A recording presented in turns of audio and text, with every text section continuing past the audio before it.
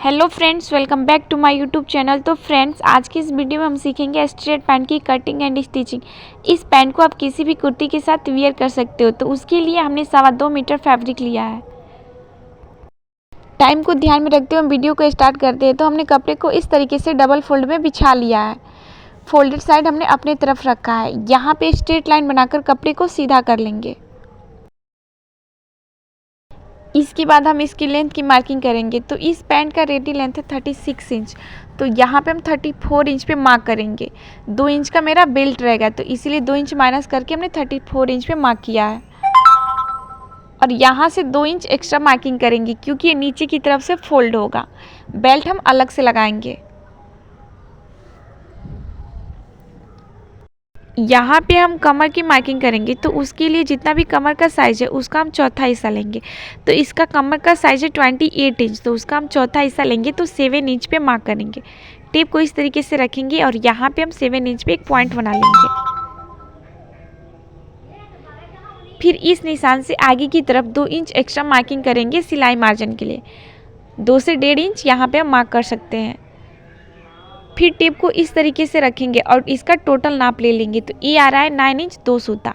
तो यहाँ से 9 इंच 2 सूता पे एक निशान बना लेंगे और इन दोनों निशानों को मिलाते हुए इस तरीके से एक स्ट्रेट लाइन बना लेंगे। फिर टेप को इस तरीके से रखेंगे और आगे की तरफ 2 इंच पे मार्क कर लेंगे और इसमें इस तरीके से हम शेप दे देंगे और यहाँ पे एक स्ट्रेट लाइन ड्रॉ कर लेंगे। फिर मेजर टेप को लेंगे और यहाँ से इस तरीके से रखेंगे और इसको डबल फोल्ड कर लेंगे और इसके सेंटर में एक पॉइंट बना लेंगे। फिर इस निशान से इस तरीके से मेज़र कर लेंगे। तो टोटल आ रहा है 5.5 इंच। तो यहाँ से हम 5.5 इंच पे एक पॉइंट बना लेंगे। इसके बाद हम इसका घेर निकालेंगे। तो आप जितना भी घेर रखना चाहो, 6 इंच या 7 इंच, तो इस निशान से दोनों साइड इक्वल हम कपड़ा लेंगे। अगर आप 6 इंच का घेर ले रहे हो तो इस निशान से उस तरफ 3 इंच और इस तरफ 3 इंच पर मार्क करेंगे। तो हम यहाँ पे 7 इंच का घेर बना रहे हैं। तो इस निशान से आगे की तरफ 3.5 इंच पे मार्क करेंगे और यहाँ पीछे की तरफ भी हम 3.5 इंच पे मार्क करेंगे।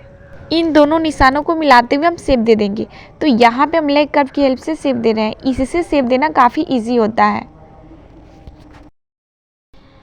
फिर इस साइड लेग कर्व को इस तरीके से रखेंगे और इस निशान से इस निशान को मिलाते हुए इस तरीके से हम शेप दे देंगे।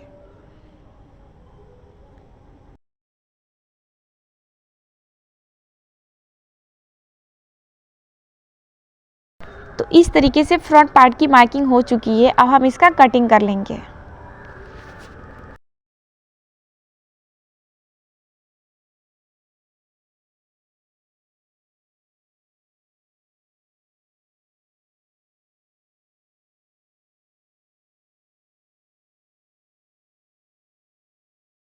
इसके बाद हम बैक पार्ट की कटिंग करेंगे। तो उसके लिए हमने कपड़े को इस तरीके से डबल फोल्ड में बिछा लिया है। इसके ऊपर हम फ्रंट पार्ट को इस तरीके से रखेंगे। फिर यहाँ से टेप को इस तरीके से रखेंगे और ऊपर की तरफ 2 इंच पे मार्क कर लेंगे और यहाँ पे एक स्ट्रेट लाइन ड्रॉ कर लेंगे।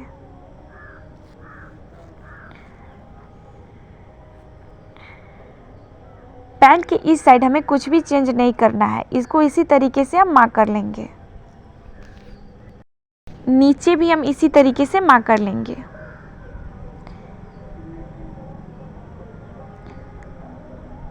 इसके बाद टेप को इस तरीके से रखेंगे और आगे की तरफ 2 इंच पे मार्क करेंगे। यहाँ पे 2-2 इंच पे हम मार्क करते जाएंगे और इन निशानों को मिलाते हुए इस तरीके से एक सीधी लाइन बना लेंगे और यहाँ पे हम हल्का सा गोलाई का शेप दे देंगे और यहाँ से भी हम 2 इंच बढ़ा लेंगे और इन निशानों को मिलाते हुए हम इस तरीके से शेप दे देंगे।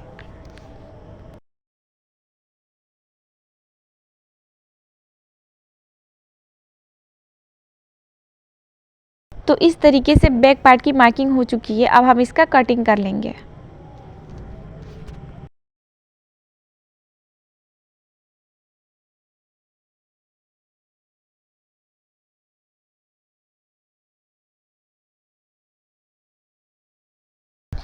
कटिंग कंप्लीट होने के बाद अब हम इसमें सिलाई लगाएंगे। सबसे पहले हम आसन की सिलाई लगाएंगे, तो आसन से आसन को मिलाते हुए हम सिलाई लगा लेंगे। तो यहाँ पे हमने आसन की सिलाई कंप्लीट कर ली है। ये हमारा बैक पार्ट है और ये हमारा फ्रंट पार्ट है। तो फ्रंट पार्ट में यहाँ पे हम पॉकेट अटैच करेंगे। तो उसके लिए हमने यहाँ पे स्क्वायर में कपड़े को कट कर लिया है, जिसकी चौड़ाई है 12 इंच एंड इसकी लंबाई है 13 इंच।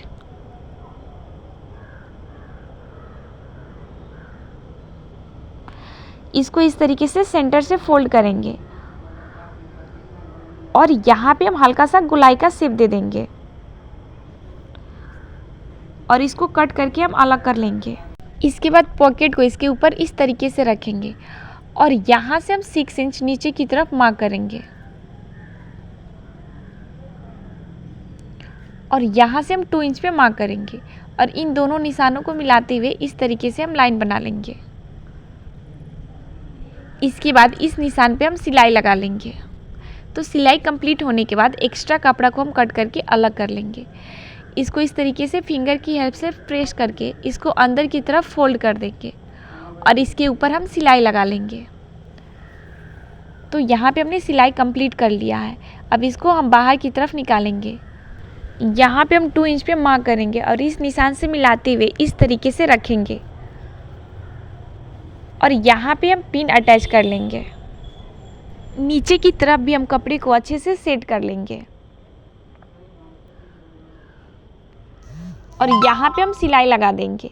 नीचे पॉकेट में भी सिलाई लगा देंगे। तो सिलाई लगाने के बाद इस तरीके से पॉकेट बन के रेडी हो गया है।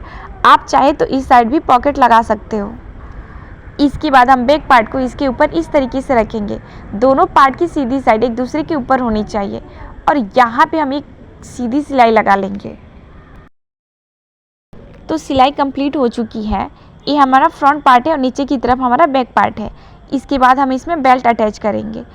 तो यहाँ से हम इसका टोटल मेज़र कर लेंगे। तो टोटल आ रहा है 38 इंच। तो हम 38 इंच चौड़ी हम बेल्ट लेंगे और लंबाई लिया हमने 3.5 इंच। इसके बाद बेल्ट को इसके उल्टी साइड पे इस तरीके से रखेंगे और यहाँ पे एक सीधी सिलाई लगा लेंगे।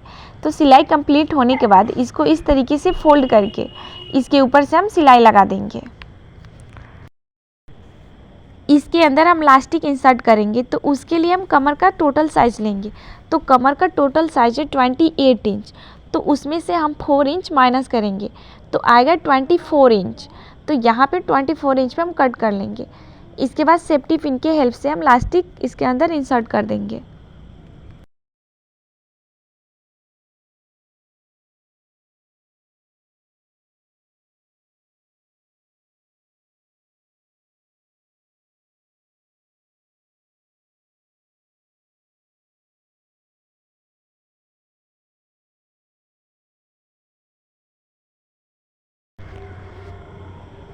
तो यहाँ पे इसके सेंटर में एक और सिलाई लगा लेंगे और इसको इस तरीके से फोल्ड करके यहाँ पे हम किनारे पे सिलाई लगा लेंगे। सिलाई कंप्लीट होने के बाद हम नीचे का घेर बनाएंगे। तो इसको इस तरीके से हम डबल फोल्ड करके इसके ऊपर से हम सिलाई लगा लेंगे।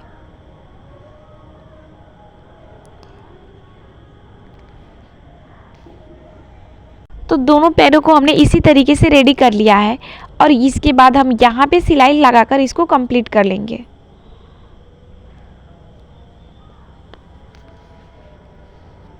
तो इस तरीके से स्ट्रेटमेंट बन के रेडी हो गया है। आई होप आप लोग को ये वीडियो पसंद आई हो। वीडियो पसंद आए तो वीडियो को लाइक एंड हमारे चैनल को सब्सक्राइब जरूर करें। मिलते हैं आपसे अगले वीडियो में अगले डिजाइन के साथ। तब तक के लिए थैंक यू सो मच।